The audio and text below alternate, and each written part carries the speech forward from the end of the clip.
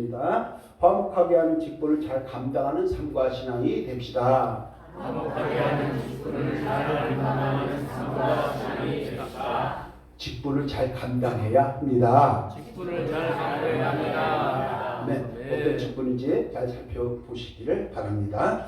먼저 오늘 2월 첫 주일을 맞이해서 감사의 마음 또 소망의 마음을 가지고 주님 앞에 나온 줄로 믿습니다. 신령과 진정한 마음으로 예배를 드리고 있습니다. 우리 성도님들의 삶의 현장에 웃는 일, 기쁜 일, 복된 일, 좀 풍성해지는 그러한 한 주간 되시고 2월이 되시기를 예수님의 이름으로 축원합니다. 특별히 설 명절 주간이 있는 주간이죠. 설 명절 때는 좀 쉼과 안식이 있어야 합니다. 그리고 소망이 있어야 합니다. 즐거워야 합니다. 괜히 젊은 친구들한테 이 소리 저 소리 하다가 새 소리 듣지 마시고 좀 편안하게 자녀들을 위해서 또 이렇게 해줄 수 있는 우리가 될 때에 꼰대 소리 듣지 않습니다. 옆분과 한번 인사합니다. 건강하고 좋은 일이 많은 새해가 되기를 축복합니다. 네, 저는 이 설 명절이 참 좋은 것 같아요.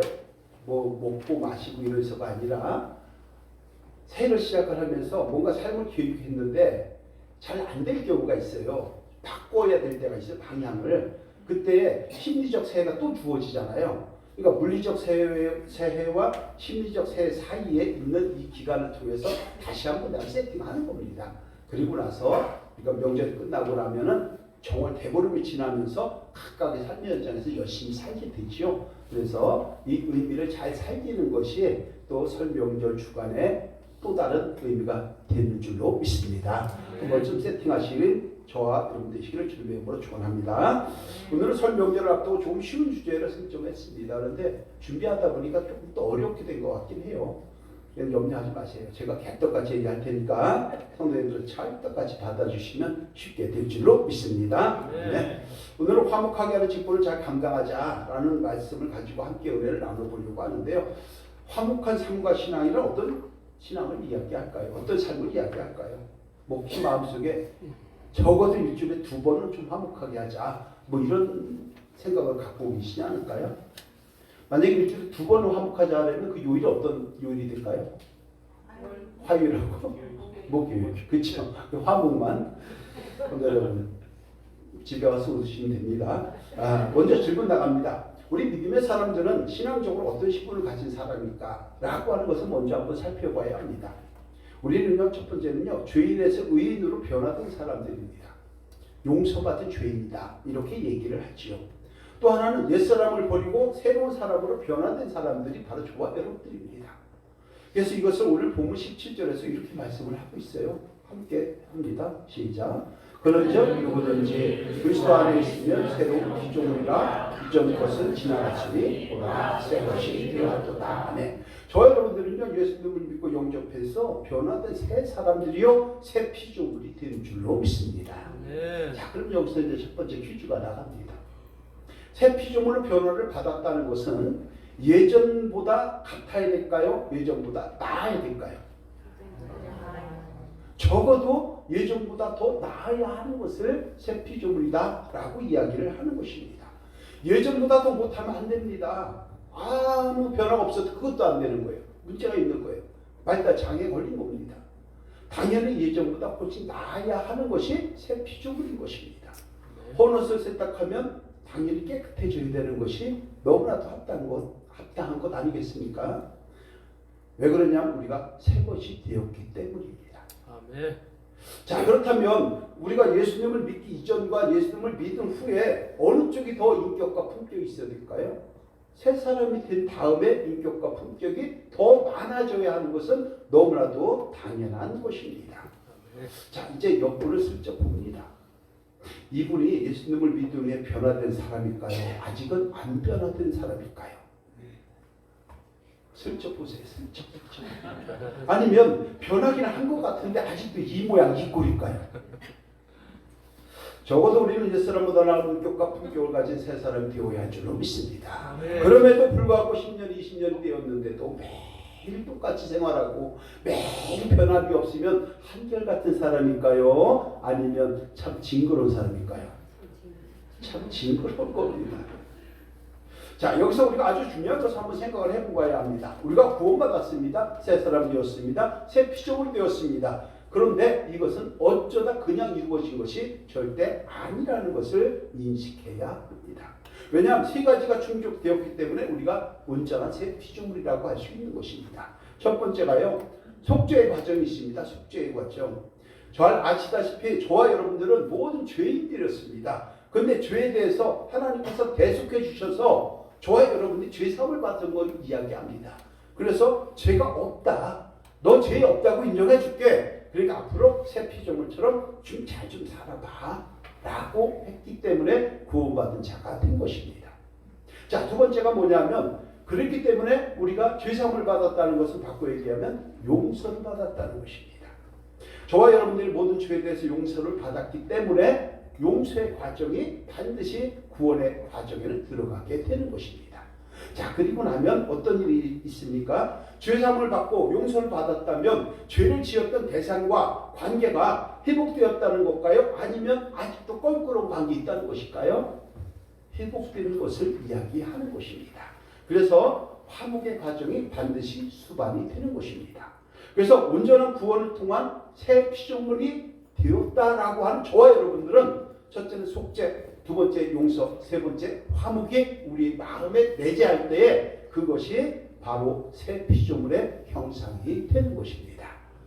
저 여러분들은 죄사함을 받은 줄로 믿습니다. 용서받은 줄로 믿습니다. 또 하나는 화목해야 할 줄로 믿습니다. 이런 은혜를 누리는 저와 여러분 되시기를 주님의 이름으로 축복합니다. 자, 이것을 신앙적으로 다시 한번 제가 풀어보도록 하겠습니다. 첫째는요, 만약에 다른 사람들의 소중한 물건을 우리가 망가뜨렸어요. 어떻게 해야 됩니까? 변상해야 될까요? 변상하지 않아야 될까요? 변상해야 합니다. 이것은 신앙적으로 보면 우리의 죄를 십자가의 대속의 은혜로 대신 갚아주셨기 때문에 변상이 된 것입니다. 두 번째가 누군가의 피해를 보상을 하고 물어주었다면 이제 죄가 용서받았다는 얘기인가요? 용서받지 않았다는 얘기인가요? 용서받았다는 얘기예요.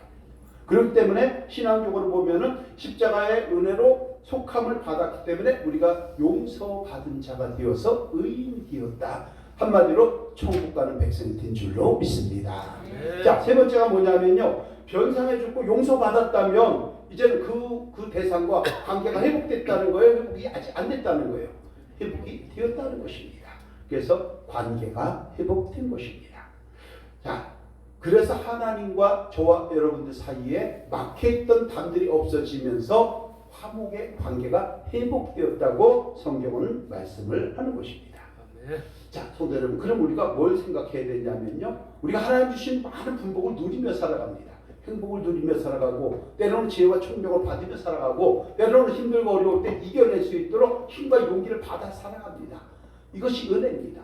그런데 반면에 책임과 의무도 있다는 것을 생각을 해야 하는 것이죠. 그 책임과 의무가 뭐냐면 오늘 말씀대로 하면은 화목하게 살아가야 할 책무를 가지고 있다는 것입니다. 그런데도 우리는 10년을 신앙생활하고 20년을 하고 그리스도인이 1000만 명들이라고 하는데 그리스도인들이 맨날 치고받고 싸우고 서로 갈등하고 이런 경우가 얼마나 많은지 모릅니다. 그런데 여러분, 우리 믿음의 사람은요, 항상 화목하게 살아가려고 하는 책임과 의무가 있다는 것을 알고 서로 화목하려고 하는 마음을 가지고 정말 피나는 노력을 해야 할 줄로 믿습니다.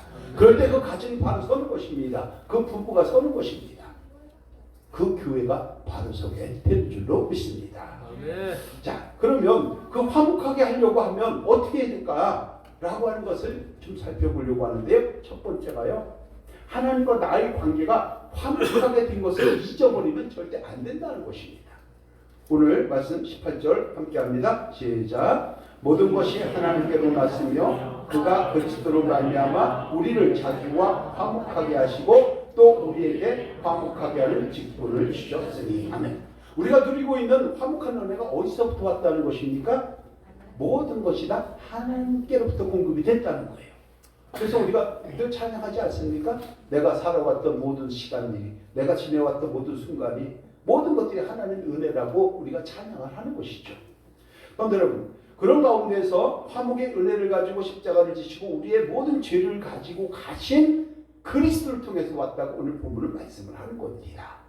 그렇기 때문에 우리는 하나님을 찬양하고 경배하고 성부와 성자와 성자 삼위일체 하나님이 함께 하시는 은혜를 누려야 할 줄로 믿습니다.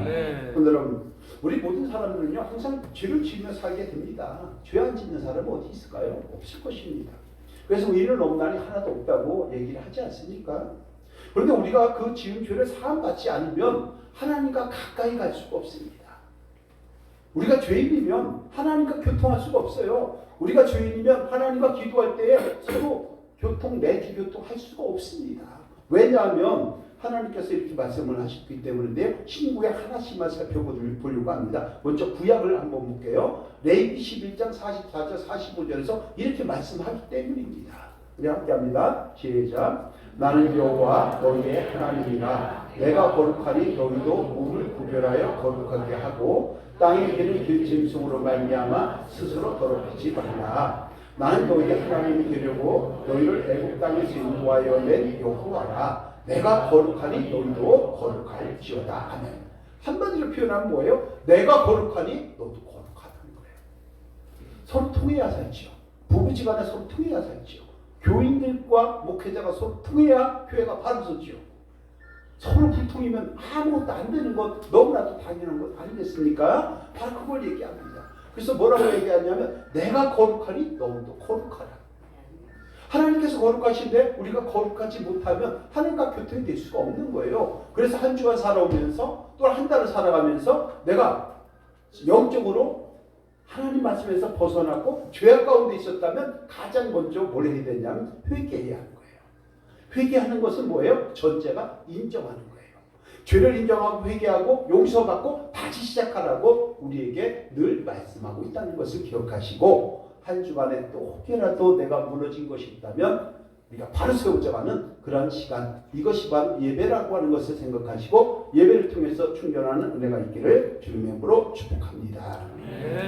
자, 그럼 신약시대에서 뭐라고 얘기하냐면 이렇게 얘기합니다. 베드로전서 1장 14, 15절인데요. 함께합니다. 시작. 너희가 순종하는 자식처럼 전에 알지 못할 때에 따르던 너희 사욕을 본받지 말고 오직 너희를 부르신 거룩한 이처럼 너희도 모든 행실에 거룩한 자이라. 아멘. 너희가 순종하는 자식처럼 전에 알지 못할 때 따르던 모든 사욕 버리라는 거예요. 왜? 옛사람 구습을 따르는 옛사람을 벗어버리고 새 사람으로 거듭났기 때문에 너희가 새로운 피조물 아니냐. 그러니까 이제는 뭐라고 얘기하느냐. 내가 거룩하니 너희도 거룩한 자가 아니에요. 이제는 뭐예요? 모든 행실에 거룩한 자가 되라고 오늘 말씀하고 있다는 것입니다. 그럼 여러분, 예수님을 믿었습니다. 새 피조물이 되었습니다. 그렇다면 이제는 예수님을 믿기 이전에 행하던 모든 사역을 버리고 모든 행실에서 거룩해지려고 발버둥치는 우리 신앙인들이 되어야 할 줄로 믿습니다. 그 말씀을 하는 것입니다. 함께합니다. 최선을 다해 거룩해지려고 노력합시다. 네, 이런 노력 가운데서 우리가 하는 거예요. 어제도 어떤 집사님이 얘기했습니다. 무엇을 행할 때에 먼저 생각을 하라는 거예요. 생각을 해야 행동이 이루어진다는 것이죠. 그래서 늘 말씀하잖아요. 생각이 바뀌면 마음이 바뀌고 마음이 바뀌면 행동이 바뀌고 행동이 바뀌면 인생이 바뀐다고 늘 이야기를 하는 것입니다. 자, 그런데요. 여기서 아주 중요한 게 있어요. 우리가 죄 안 짓고 살 수 있을까요? 그럴 수 없다는 거 너무나도 잘 아시죠. 만약에 죄 안 짓고 살 수 있죠. 이런 사람이 있다면 어떻게 해야 돼요?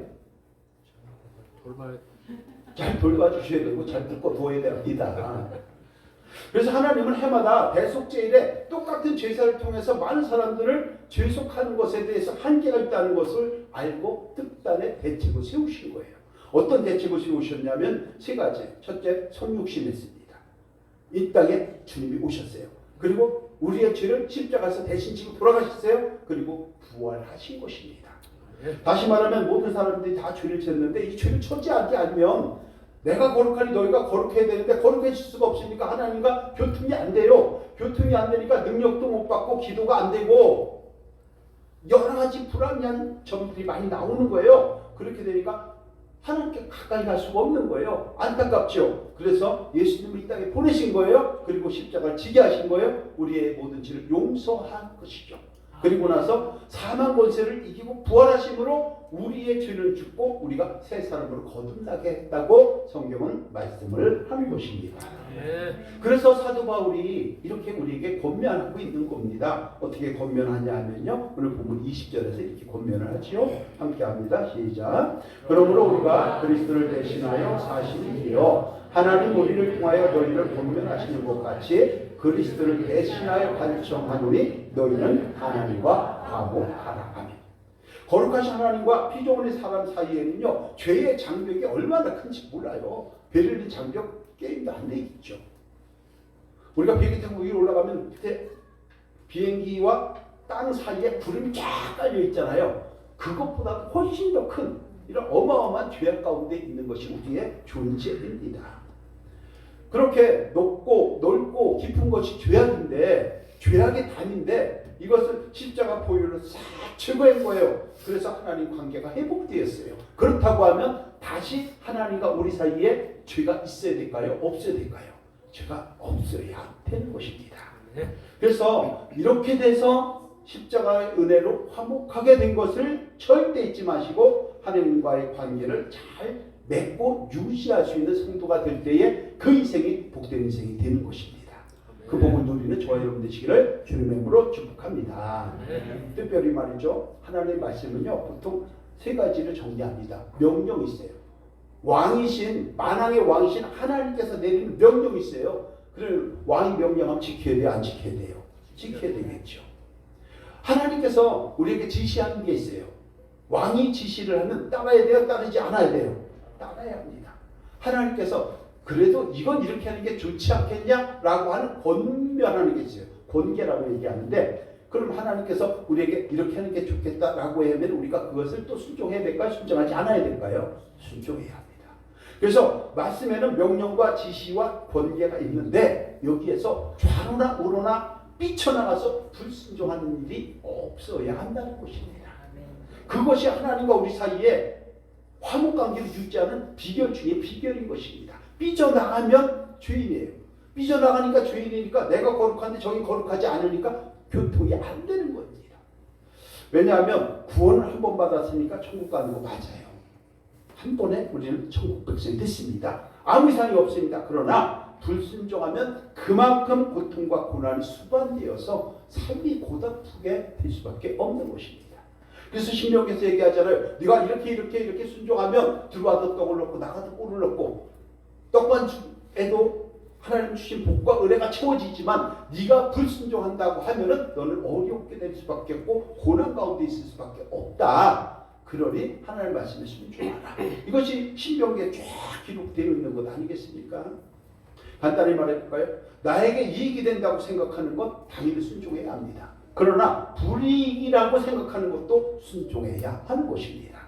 근데 우리 많은 사람들이 어떻게 생각하냐면 조금 손해볼 것 같다고 생각하는 건 불순종하죠. 그러다 보니까 하나님과 나 사이의 관계가 틀어지는 거예요. 화목했던 관계가 틀어지거나 혹은 징계를 받습니다. 히브리서에서 얘기하잖아요. 징계를 받아서 힘들거나 어려운 일을 당하게 되는 거예요. 이것을 특별히 조심하라고 오늘 말씀하고 있다는 것입니다. 성도 여러분, 징계가 없으면요 사생자라고 히브리서 5장 6절에서 쭉 얘기합니다. 6장에서 그 말씀 우리 한번 생겨봐야 하는 것입니다. 우리 믿음의 사람은요 죄로 인해서 막혀 있었습니다. 그런데 하나님 관계가 온전히 회복됐습니다. 그래서 누구라도 직접 하나님과 교제하고 교통하는 그러한 영적 제사장들이 된 것입니다. 그렇기 때문에 우리 믿음의 성도는 어떻게 되냐면 무엇보다도 하나님 관계를 잘 유지해서 하나님께서 주신 분복을 두드리려고 수고하고 애를 쓸 때에 하나님의 손길이 항상 우리에게 머무르고 그 머무름 속에서 복과를 누린다는 걸 기억하시고 제일 먼저 한 것이 하나님과 우리 사이에 화목을 깨지 않는 은혜가 있기를 주님의 이름으로 축원합니다. 자, 두 번째가요. 화목하게 하는 직분을 받은 자라고 하는 것을 절대 잊지 말라고 오늘 말씀을 하는 것입니다. 18절 함께 합니다. 시작. 모든 것이 하나님께로 왔으며 그와 그리스도로 말미암아 우리를 자기와 화목하게 하시고 또 우리에게 화목하게 하신 직분을 주셨으니. 아멘. 오늘 뭐라고 얘기하냐면요. 모든 것이 하나님께로부터 났지 않느냐. 그리스도로부터 나왔지 않느냐. 하나님과 우리 사이에 화목하게 했지 않느냐. 그러면서 뭐라고 얘기하냐면요. 우리에게 화목하게 하는 직분을 주셨다고 말씀을 합니다. 저 여러분들이 하나님 나라의 성도입니다. 저 여러분들이 장로고 목회자고 안수집사고 서리집사고 성도입니다. 직분입니다. 그런데요. 우리에게 이런 화목하게 하는 직분을 주셨다는 것을 우리는 알지 못할 때가 너무나도 많습니다. 혹시라도 내게 이런 귀한 직분을 주셨다는 걸 알고 계셨던 분 손 한번 들어보세요. 거의 없습니다. 하나님께서 우리에게 뭘 주셨냐면 귀한 직분을 주셨는데 화목하게 하는 직분을 주셨다고 말씀을 하는 것입니다. 그럼 우리가 직분을 받았으면 잘 감당해야 될까요? 감당하지 않아야 될까요? 감당해야 합니다. 장로는 장로답게, 목사는 목사답게, 권사는 권사답게 해야 합니다. 그게 권사고 그게 장로예요. 그게 집사예요. 그게 성도예요. 그러면 우리에게 뭘 줬어요? 화목하게 하는 직분을 주셨다고 하는데 우리는 매일 직분에 가면 싸운단 말이에요. 조금만 갈등이 있으면 서로 치고받고 싸운단 말이에요. 서로 험담한단 말이에요. 갈등한단 말이에요. 그럼 화목하게 하는 직분 감당하는 것이 아닌 것이죠. 적어도 우리 1천만 대한민국 성도 중에서 우리 화도합니다 교회 지금 오늘 여기 한 수백 명 모였잖아요. 그죠? 이 수백 명만큼은 적어도 화목하게 하는 직분을 잘 감당하는 은혜가 있어야 할 줄로 믿습니다. 네. 그럴 때 가정이 평강이 되는 거예요. 부부가 하나 되는 거예요. 교회가 시끄럽지 않은 거예요. 그런데 여러분, 근데 저는 이 말씀을 참 되게 부담스럽게 받았어요. 무슨 얘기냐면 화목하게 하는 직분을 받은 자, 되게 부담스럽지 않아요, 이거요? 혹시? 왜 부담스럽냐면 전 한번 승질을 한번 내고 싶은데 승질을 못 내는 거예요. 이 직분을 감당하려고 하니까. 남편한테 큰 소리 한번 하고 싶은데 아내한테 그냥 큰 소리 한번 하고 싶은데 승깔 부리고 싶은데 짜증 좀 내고 싶은데 우리가 화목하게 하는 직분자라고 하니까 이러지도 못하고 저러지도 못하고 그러지 않을까 이런 생각을 해보게 된다는 것입니다. 그런데 여러분 우리가 화목의 직분을 화목하게 하는 직분자라고 하는 것을 알면서도 남편과 아내에게 자녀에게 그리고 성도들에게 그 외 모든 사람들에게 갈등을 조장하고 조정하고 이렇게 하면 되겠습니까? 갈등을 일으키면 되겠습니까? 안 될 것입니다. 서로 시기하고 분내고 싸운다면 되겠습니까? 그 직분은 감당하는 것이 아닐 것입니다. 우리 화목하게 하는 직분을 좀 감당하려고 또 애를 쓰는 우리가 될 때에 그 가정이 복된 가정, 그 부부가 하나 되는 부부, 그 교회가 정말 은혜와 사랑이 넘치는 사랑의 띠로 매여 있는 귀한 그러한 공동체가 될 줄로 믿습니다. 여러분 특별히 이제 며칠 안 있으면 설 명절이 되죠. 이때 가족 간에 부부 간에 부모 형제 자매 간에 화목의 은혜가 넘쳐야 할 줄로 믿습니다. 그래서 세상 사람들과의 관계에서 물론이고 함께 하신 가족 공동체 내에서도 서로 좀 공감해 줘야 되죠. 배려해 줘야죠. 위로해 줘야죠. 격려해 줘야죠. 서로 존중해야죠. 이렇게 화목의 직분을 잘 감당해야 하는 것입니다. 교회 공동체도 마찬가지입니다. 서로 화목하고 건강한 관계를 가지라고 우리를 불러주셨는데 우리가 미숙합니다. 그러니까 겉으로는 화목해 보이는데 속으로는 서로 갈등하고 서로는 서로 씹어대는 거예요. 이게 저속한 표현이긴 하지만 이렇게 했어요. 서로 그냥 못살게 굴려고 하고 앞에서는 괜찮은데 뒤에 가면 딴소리하고 그러다 보니까 그 말이 돌고 돌아서 또 마음이 힘들어지게 되고 이런 관계가 너무 많은 것이죠. 서로 시기하고 분내고 뒷담화에 익숙합니다. 매일 떡집만 다닙니다. 밥집을 다니면 괜찮은데 그 화목의 직분을 감당하지 못하는 것이요. 혹시 어떤 떡집 다니는지 아시죠? 쑥떡집 다니는 거예요. 쑥떡집. 가래떡 아닙니다. 자, 성도 여러분, 하나님의 말씀에 뭐라고 얘기하냐면 순종함으로 복과 은혜를 누린다 분명히 말씀을 합니다. 그런데 불순종하고 주어진 직분을 제대로 감당하지 못했을 때는 힘들고 어려울 것이라고 징계한다고 그 말씀도 분명히 존재하는 것을 우리가 자꾸 애써 외면하는 거예요. 순종한 복받고 누립니다. 은혜 누립니다. 생육하고 번성하고 충만해집니다. 그러나 불순종하면 징계한다고 히브리서를 기록하고 있다는 것을 잊지 말아야 하는 것입니다. 성도 여러분, 저와 여러분들은 직분자입니다. 오늘 특별히 어떤 직분을 받았습니까? 성도님들 전부 다 화목하게 하는 직분을 가졌다고 말씀을 합니다. 몇 분과 인사합니다. 당신은 화목하게 하는 직분자입니다. 네, 그렇습니다. 그래서 서로 화목하게 하는 직분을 잘 감당함으로 복과 은혜를 누리는 저와 여러분이 다 되시기를 주님의 이름으로 축원합니다. 자, 그렇다고 하면 화목의 직분을 어떻게 잘 감당해야 할까요? 물어보면 뭐라고 얘기하죠? 19절 이렇게 얘기합니다. 19절 함께 할게요. 시작. 곧 하나님께서 그리스도 안에 계시사 세상을 자기와 화목하게 하시며 그들의 죄를 그들에게 돌리지 아니하시고 화목하게 하는 말씀을 우리에게 부탁하셨느니라. 아멘. 화목하게 하는 말씀을 우리에게 부탁하셨다는 거예요. 그러면 우리가 생각을 해봐야죠. 하나님과 우리 사이에 막혔던 것이 없어지면서 화목하게 됐습니다. 그러면서 우리에게 주신 것이 뭐냐면 화목하게 말씀을 주셨다는 거예요. 그 말씀을 가지고 서로 화목하라고 말씀을 하는 것 아니겠어요? 그렇다고 하면 우리에게 맡겨진 화목하게 한 말씀은 어떤 것이 있을까요? 한번 생각을 해보세요. 하나님께서 우리에게 뭐라고 얘기했냐면 화목하게 하는 말씀을 우리에게 부탁했다는 거예요. 어떤 것으로 부탁을 했을까요? 사랑, 자비, 용서, 관용, 미래, 소망, 공감, 배려, 위로, 존중 다 들어갑니다. 특별히 성경의 열매 9가지를 통해서 서로 화목하게 하라는 말씀을 주신 줄로 믿습니다. 우리 성경의 열매 9가지 다 외우죠? 시작.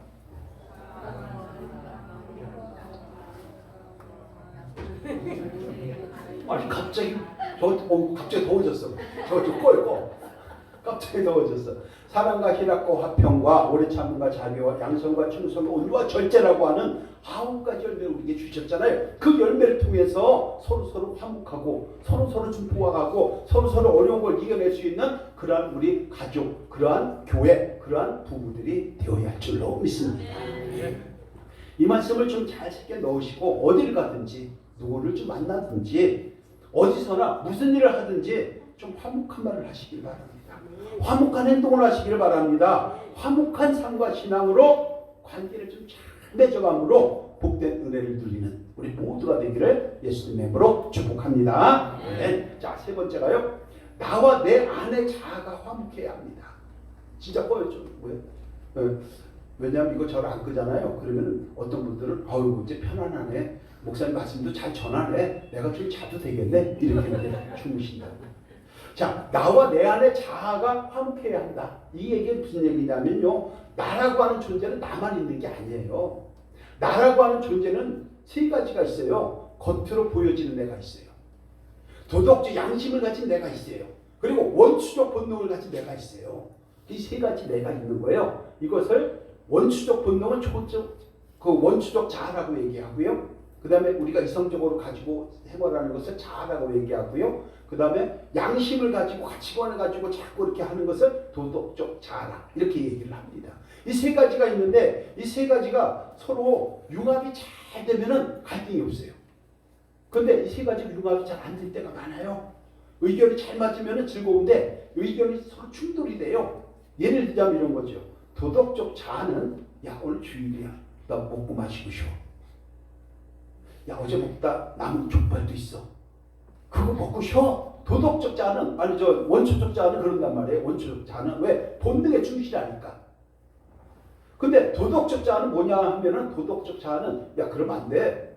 하나님이 주의를 지키라 그랬어. 하나님 앞에 예배 드려야 돼. 도덕적 자아는 그렇게 얘기하는 거예요. 그러니까 도덕적 자아와 원초적 자아가 내가 서로 막 싸우는 거예요. 그러니까 예배를 드리러 갈까 집에서 잘까 뭘 먹으러 갈까 누구를 만나러 갈까 아니면 찬양하러 갈까 자꾸 갈등이 되는 거죠. 도덕적 자아와 원수적 자아가 서로 싸우게 돼요. 이걸 누가 조정을 하냐면 자아라고 하는 내가, 셀프라고 하는 내가 조정을 해주는 거예요. 뭐라고 해라 합니까? 근거를 가지고 해야죠. 하나님의 백성은 하나님의 말씀이 우선이기 때문에 예배를 드려야 되는 것이 맞죠. 원수적 분도 네가 좀 참어. 족발 남은 거 먹는 것은 저녁에 먹어도 되잖아. 근데 예배는 11시에 딱 정해져 있어. 예배를 드리러 가. 이렇게 정의를 하는 거죠. 그러면 갈등이 없어지는 거예요. 근데 계속 싸우고 되면은 인생이 힘들까요? 힘들지 않을까요? 힘듭니다. 자, 마음에서, 직장에서, 교회에서 내가 먼저 딱 보면 인사해야지. 이렇게 딱 마음을 먹고서 이제 도덕적 자아가 딱 가지고 온 거예요. 근데 누구를 딱 봤더니 재수 없는 사람이 있어. 자기 마음에. 그렇게 되니까 어떻게 됩니까? 마음이 확 사라지는 거예요. 내 마음속에 갈등이 되죠. 인사할까 말까, 인사할까 말까. 아이고, 고개를 돌릴까 말까. 어우, 저 인간 재수 없어. 화장실 갈까 말까. 이렇게 해서 자기를 회피하게 되니까 자꾸 갈등이 생기는 것이죠. 그러면 어떻게 돼요? 짜증이 훅 올라오고 화목의 은혜를 누리지 못하는 것입니다. 부부시간도 마찬가지예요. 오늘 남편이 수고하고 애썼었어. 마음에서는 아우, 여보 오늘 수고했어. 내가 참 맛있는 거 해놓을게. 그래가지고 같이 이렇게 맛있는 거 좀 해주려고 딱 했는데 인간이 너무 늦게 오거든, 그날따라. 그러니까 마음이 순식간에 어떻게 해요? 싹 사라지면서 늦게 오면서 밥도 안 처먹고 그냥 인간이야? 이래버린다고. 그러니까 맛있는 거 해놨음에도 불구하고 안 차려주게 되거든요. 그럼 또 갈등이 생기는 거죠. 바로 이런 것들을 우리가 생각을 해야 되고요. 이런 대상이 되어서는 안 되는 줄로 믿습니다. 아멘. 마찬가지로 마음 한켠에서는 죄를 짓지 말자고 하는데 다른 한쪽에서는 뭐라고 얘기하냐면 딱 이번 한 번만, 딱 이번 한 번만 털러 가자. 아, 은행 털러 가는 거예요? 먹는 은행? 네, 바로 그렇게 얘기하는 거예요. 딱 꼬드기는 거예요. 야, 오늘만 가자. 야, 오늘 한 잔만 딱 해. 오늘만 한 잔. 사람 피곤하게 되죠. 그래서 사도 바울은 로마서 7장 24절에서 이렇게 얘기할 겁니다. 함께 할게요. 시작. 오라 나는 곤고한 사람입니다. 이 사망의 몸에서 누가 나를 건져내랴. 우리 피곤한 인생들 아닙니까? 매일매일 선택입니다. 선택에 대한 책임을 져야 합니다. 선택은 포기입니다. 그러다 보니까 힘들죠. 여러분, 그러나 우리는 그리스도 안에서 새로운 피조물이 된 자들입니다. 그래서 겉과 속이 다른 삶과 신앙이 아니라 늘 하나님과 그리스도의 가치관으로 무장된 하나님의 형상을 닮은 인격과 품격 있는 삶과 신앙으로 화목의 은혜를 누리는 그 멋진 인생들이 되어야 하는 것입니다. 여러분, 은혜가 있기를 주님의 이름으로 축원합니다. 자, 마지막 타인과의 관계에서 화목해야 한다는 것입니다. 오늘 18절 함께합니다. 로마서 10장 18절 함께할게요. 시작. 할 수 있거든 너희로서는 모든 사람과 더불어 화목하라. 그러면 우리 모든 사람들은요 사회적 존재입니다. 그래서 철학자 하이데거는 뭐라고 얘기했냐면은 사람은 사회에 던져진 존재라는 거예요. 사람 혼자 살아갈 수가 없어요. 사람이자도 서로 지게처럼 서로 이렇게 관계를 맺고 있는 거죠. 이 세상을 혼자 살아가는 존재가 아닙니다. 우리는요. 눈만 뜨면 많은 사람들을 만나고 부딪히면서 더불어 살아가는 존재입니다.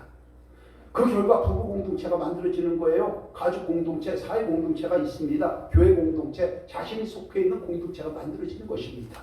생각해보세요. 간단하게 부부지간에 30년 따로따로 살다가 만났어요.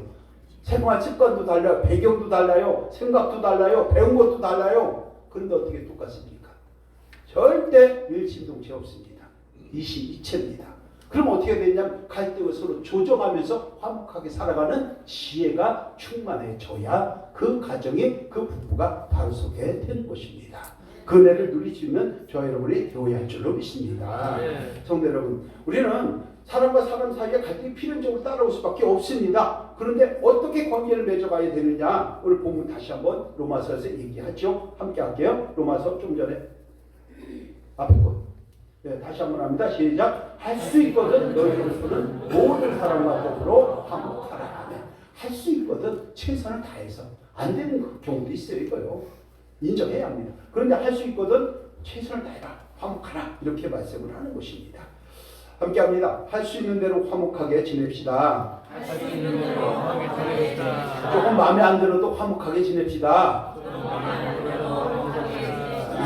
자, 화목한 관계를 그럼 잘 어떻게 유지해야 되느냐? 성경은 이렇게 말씀을 하는 것이죠. 로마서 12장 14절 17절을 함께 합니다. 시작. 너희를 박해하는 자를 축복하라. 축복하고 저주하지 말라. 즐거워하는 자들과 함께 즐거워하고 우는 자들과 함께 울라. 서로 마음을 같이하며 높은 데 마음을 두지 말고 도리어 낮은 데 처하며 스스로 지혜 있는 체하지 말라. 아무에게도 악을 악을 꺾지 말고 모든 사람 앞에서 선한 일을 도모하라. 이대로 하게 되면 우리가 예수님이 될 것 같아요. 이게 쉬운 게 아니에요. 그런데 조금 전에 뭐라 그랬습니까? 할 수 있거든. 최선을 다해서 우리는 화목한 관계를 유지해야 하는 것입니다. 함께 울고 함께 웃고 함께 축복하고 교만하지 말고 겸손한 자리에서 선한 일을 도모하는 우리 부부들, 가정들, 교회들, 우리 직분자들, 특별히 우리 화목하게 하는 직분자들 다 되시기를 예수님의 이름으로 축원합니다. 오늘 말씀 결론입니다. 화목하게 하는 직분을 잘 감당하기 위해서 어떻게 해야 되느냐? 잊지 말아야 될 것들이 있고요. 해야 할 것들이 있습니다. 이걸 한번 보도록 할게요. 1, 2, 3, 4. 함께 할게요. 우리 주일학교도 1, 2, 3, 4 우리 함께 할게요. 시작. 하늘과의 관계가 화목하게 된 것을 잊지 말아야 합니다.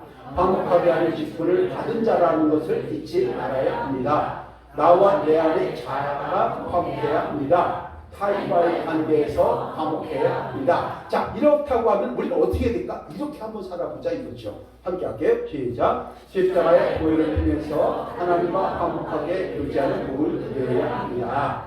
나와 내 안에 있는 자신과 화목해서 마음의 갈등이 사라지고 평안의 복을 누리는 삶이 되어야 합니다. 타인과의 화목을 통해서 부부 공동체나 가족 공동체 그리고 사회 공동체 내에서 서로 화평과 평강의 은혜를 누리는 삶이 되어야 합니다. 설 명절 기간에 가족 간에 부부 간에 화목하게 잘 보내고 건강한 모습으로 주일에 예배를 드림으로 항상 하나님과 화목한 성도가 되어야 합니다. 아멘. 이런 은혜를 누리시기를 예수님의 이름으로 축원합니다. 기도합니다. 하나님 감사합니다. 우리 화도하는 교회의 모든 권속들이 갈등과 분열을 가져오는 트러블 메이커가 아닌 평안과 화평과 화목을 가져오는 피스메이커가 되게 하여 주옵소서. 가정에서도 이러한 평강의 은혜를 누리게 하시고 화목의 직분을 잘 감당함으로 서로서로 은혜를 많이 누리는 설명절 기간 되게 하시고 교회 되게 하여 주옵소서. 모두 것 함께 해 주실 줄을 믿사오며 주 예수 그리스도 이름으로 기도드립니다.